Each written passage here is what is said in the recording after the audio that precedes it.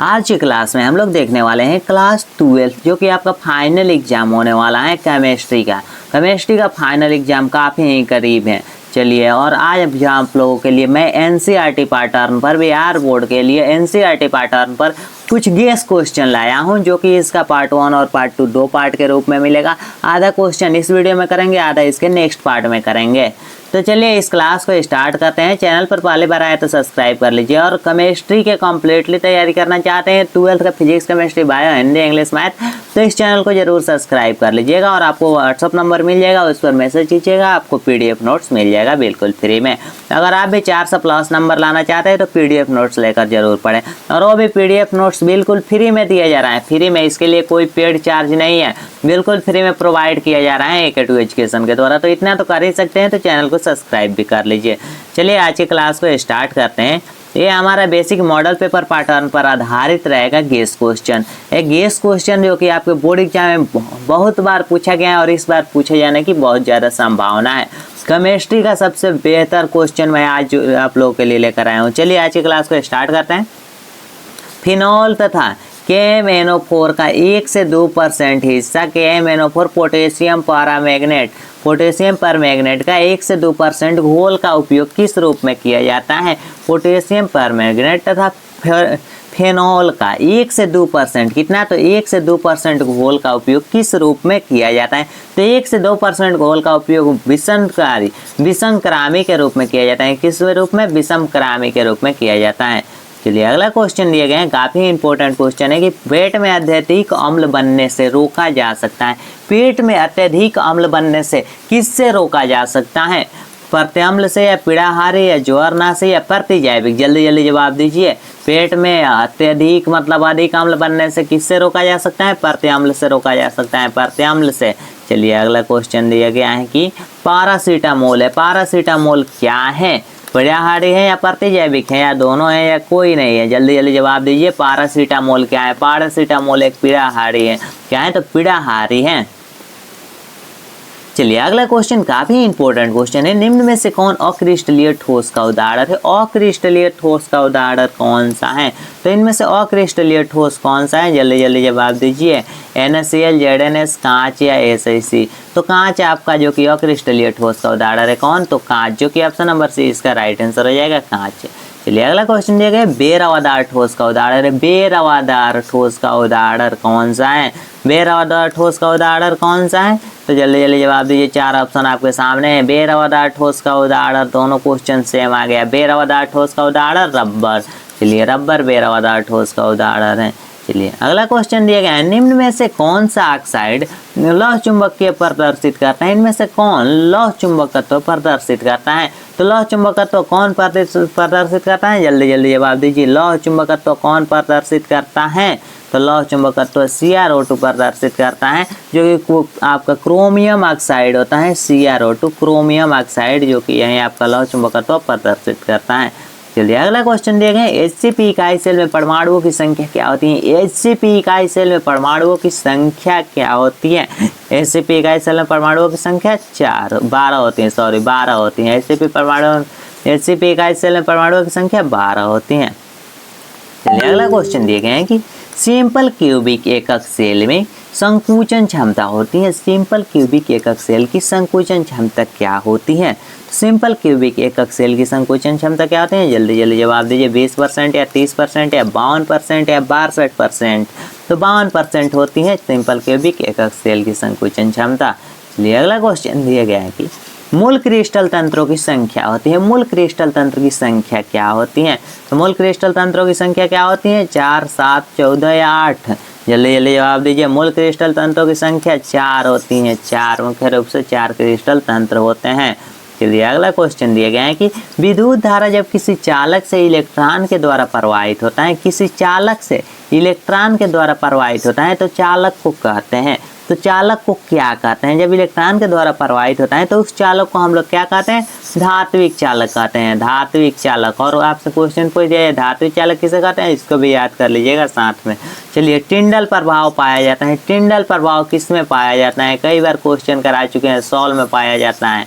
Salt में, किसमें, तो सॉल्ट में पाया जाता है टिंडल प्रभाव। चलिए अगला क्वेश्चन दिए गए हैं कि 234.2 ग्राम शुगर है आपका चीनी के घोल में, 34.2 ग्राम चीनी है, 34.2 ग्राम ही चीनी है, तो घोल की मोलर सांद्रण क्या होगी, इसकी मोलर सांद्रण क्या होगी, इसका मोलर सांद्रण जब निकालिएगा तो 5.5 आएगा। मोलर सांद्रण का फार्मूला से आप लोग निकाल लीजिएगा। चलिए अगला क्वेश्चन दिए गए हैं कि निम्न में से विलयन के लिए कौन अणु संख्या गुण है, इनमें से कौन अणु संख्या गुण है विलयन के लिए, तो विलयन के लिए अणु संख्या गुण कौन सा है, परासरण है, पृष्ठ तनाव या चालकत्व या अर्धायु, तो कौन सा है, जल्दी जल्दी जवाब दीजिए। परासरण इसका राइट आंसर हो जाएगा। विलयन के लिए अणु संख्या गुणधर्म परासरण होता है। चलिए अगला क्वेश्चन देखते हैं। अगला क्वेश्चन दिए गए हैं कि इनमें कौन से जलीय घोल का हिमांक बिंदु न्यूनतम होता है, किस जलीय घोल का हिमांक बिंदु न्यूनतम होता है, मतलब सबसे कम होता है, तो सबसे कम इसमें देख सकते हैं, सबसे कम होता है आपका 0.01 MnCl होता है नमक का। चलिए अगला क्वेश्चन देखते हैं। अगला क्वेश्चन दिया गया है, काफ़ी इंपॉर्टेंट है और आप सभी स्टूडेंटों को ये क्वेश्चन पता होगा कि मानव रक्त का पीएच होता है। मानव रक्त का पीएच क्या होता है, लेकिन बाबू ध्यान रखिएगा ये 7 है और 7.4 है, दो ऑप्शन यहाँ पर दिया गया है, तो कौन के लिए किया, मानव रक्त का पीएच मान जो शुद्ध पीएच मान होता है वो 7.4 होता है। अगर आपको ऑप्शन में 7.4 न दिखे, खाली आपको 6, 7, 8, 5 दिखे तब आप 7 लगाइएगा, नहीं तो अगर 7.4 दिए गए हैं तो 7.4 इसका राइट आंसर होगा। चलिए अगला क्वेश्चन दिए गए हैं, इलेक्ट्रॉन पर आवेश होता है, इलेक्ट्रॉन पर कितना आवेश होता है, इलेक्ट्रॉन पर आवेश काफ़ी का क्वेश्चन, इलेक्ट्रॉन पर कितना आवेश होता है, 1.4 × 10⁻⁻⁹ कूलम। चलिए अगला क्वेश्चन की तरफ चलते हैं। निम्नलिखित में से कौन सबसे शक्तिशाली अक्षीकारक है, सबसे शक्तिशाली अक्षीकारक कौन सा है, तो सबसे शक्तिशाली अक्षीकारक कौन सा है, जल्दी जल्दी जवाब दीजिए। सबसे शक्तिशाली अक्षीकारक कौन सा है, फ्लोरीन गैस, फ्लोरीन गैस सबसे शक्तिशाली अभिकारक, जो आपका शक्तिशाली अक्षीकारक हो जाएगा वो आपका हो जाएगा फ्लोरीन गैस। फ्लोरीन गैस होता है fluorine gas, fluorine gas F2 जो कि देख सकते हैं फ्लोरीन गैस। चलिए अगला क्वेश्चन दिए गए हैं कि जलीय घोल में हाइड्रोजन H2 इनमें किसे अवकृत नहीं करेगा, इनमें से किसको अवकृत नहीं करेगा, तो इनमें से किसको अवकृत नहीं करेगा, 4 ऑप्शन आपके सामने है, इनमें से किसको अवकृत नहीं करेगा, तो Fe3+ को अवकृत नहीं करेगा जो कि हमारा हाइड्रोजन होता है। चलिए अगला क्वेश्चन काफ़ी इंपॉर्टेंट है कि 96,500 कूलम विद्युत धारा CuSO4 के घोल से मुक्त करती है, CuSO4 के घोल से कितना मुक्त करती है, कितना मुक्त करती है, तो ये मुक्त करती है 31.75 ग्राम, 31.75 ग्राम। चलिए अगला क्वेश्चन दिए गए हैं कि फैराडे के विद्युत विच्छेदन का द्वितीय नियम संबंधित है। फैराडे के विद्युत विच्छेदन जो आप लोग पढ़े हैं फैराडे के नियम, तो उसमें विद्युत विच्छेदन का जो नियम है वो फैराडे के किस नियम से संबंधित है, किससे संबंधित है, धनायन के परमाणु संख्या के या विद्युत अपघटन के समतुल्य भार के या ऋणायन के परमाणु संख्या के या धनायन के वेग के, तो ये आपका है विद्युत अपघटन के समतुल्य भार के, किसका है, तो विद्युत अपघटन के समतुल्य भार के। अगला क्वेश्चन दिया गया है, प्रथम कोटि की अभिक्रिया का अर्ध आयु निर्भर नहीं करती है, प्रथम कोटि की अभिक्रिया का अर्ध आयु किस पर निर्भर नहीं करती है, प्रथम कोटि की अभिक्रिया का अर्ध आयु किस पर निर्भर नहीं करते हैं, 4 विकल्प आपके सामने हैं, जल्दी जल्दी जवाब दीजिए प्यारे बच्चों।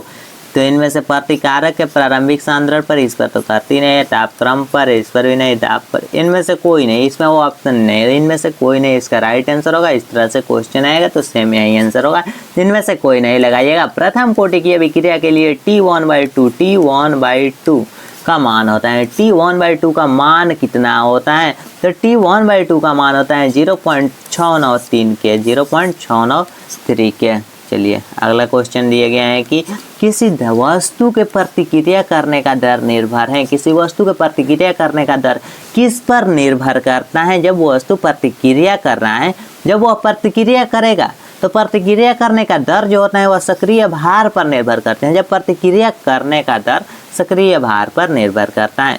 चलिए अगला क्वेश्चन दिए गए हैं कि P2O5 अच्छा है, एक P2O5 अच्छा है, एक क्या है, अधिशोषक या अवशोषक या अवकारक या रंग विनाशक। क्वेश्चन दिए गए P2O5, P2O5 क्या है, तो अवशोषक होता है, P2O5 हमारा अवशोषक होता है। चलिए अगला क्वेश्चन दिए गए, निम्न में से किस में टिंडल प्रभाव नहीं पाया जाता है? टिंडल प्रभाव किस में नहीं पाया जाता है? तो टिंडल प्रभाव किस में नहीं पाया जाता है? चीनी के घोल में टिंडल प्रभाव नहीं पाया जाता है, जो कि ऑप्शन नंबर है इसका राइट आंसर होगा, चीनी के घोल में। चलिए अगला क्वेश्चन देखते हैं। 26 नंबर क्वेश्चन दिया गया है कि निम्नलिखित में से कौन जिंक का अयस्क नहीं है? निम्नलिखित में से कौन जिंक का अयस्क नहीं है? जिंक ब्लेड या क्लेमाइन या जिंकाइन या बॉक्साइड? तो इनमें से कौन जिंक का अयस्क नहीं है? तो जिंक का अयस्क कौन नहीं है? तो बॉक्साइड जिंक का अयस्क नहीं है। कौन? तो बॉक्साइड जिंक का अयस्क नहीं है। चलिए अगला क्वेश्चन दिए गए खनिज। 27 नंबर क्वेश्चन है खनिज जिसमें धातु का निष्कर्षण होता है कहा जाता है। खनिज और जिसमें धातु का निष्कर्षण होता है उसको क्या कहा जाता है? अयस्क या गैंग या स्लेग या इनमें से कोई नहीं। तो खनिज जिसमें धातु का निष्कर्षण होता है तो उसको कहा जाता है, तो क्या कहा जाता है? जल्दी जल्दी जवाब दीजिए। क्या कहा जाता है? तो अयस्क कहा जाता है। चलिए अगले क्वेश्चन की तरफ चलते हैं। अगला क्वेश्चन दिए गए हैं कि वात्य भट्ठी में निम्नलिखित में किस ऑक्साइड का अपचयन होता है? वात्य भट्ठी में निम्नलिखित में किस ऑक्साइड का अपचयन होता है? तो आयरन के ऑक्साइड का अपचयन होता है। किसका? तो आयरन के ऑक्साइड का अपचयन होता है। चलिए अगला क्वेश्चन दिए गए हैं NaOH। NaOH इनमें से किसे कहते हैं? NaOH इनमें से किसे कहते हैं? तो NaOH किसे कहते हैं? तो कास्टिक सोडा को NaOH कहते हैं। कास्टिक सोडा को NaOH कहते हैं। चलिए अगला क्वेश्चन काफ़ी इंपॉर्टेंट है कि एल्यूमिनियम का अयस्क है। एल्यूमिनियम का अयस्क क्या है? एल्यूमिनियम का अयस्क कई बार बोर्ड एग्जाम में पूछ दिया गया है। काफ़ी इंपॉर्टेंट क्वेश्चन है कि एल्यूमिनियम का अयस्क क्या होता है? एल्यूमिनियम का अयस्क जो कि बॉक्साइड है। एल्यूमिनियम का अयस्क क्या है? तो बॉक्साइड है। कॉपर पाइराइड का सूत्र क्या होता है? तो कॉपर पाइराइड का सूत्र क्या होता है? CuFeS2 होता है कॉपर पाइराइड का सूत्र। अगला क्वेश्चन है सीने बार कहा जाता है। सीने बार किसको कहा जाता है?